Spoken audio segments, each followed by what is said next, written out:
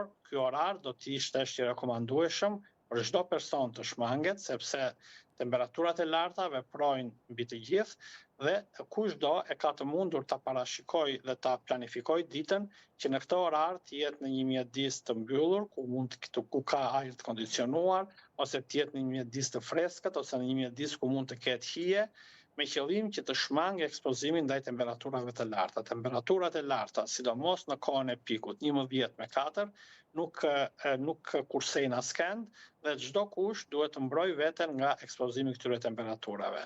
Sigurisht këtu pasaj hyn dhe rekomandime më specifike që është për veshje të caktuara, kapele me stre të gjerë, përdorimi i kremrave që ofrojnë faktor mbrojtës ndaj diellit,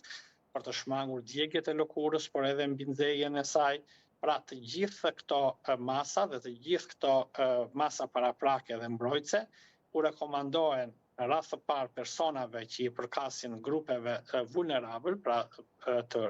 fëmijëve, të moshuarve, personave me sëmundje kronike, sidomos sëmundje të qarkullimit gjakut, por pse jo edhe të gjithë qytetarëve që dëshirojnë të mbrojnë veten në këto ditë temperaturash që realisht në pjesën unë flas nga Gjermania, janë situata të paprecedente. Kolegët e mi, miqtë e mi gjerman, sidomos ata që kanë lindur dhe janë rritur këtu, flasin për situata të cilat nuk i kanë përjetuar kur në vitet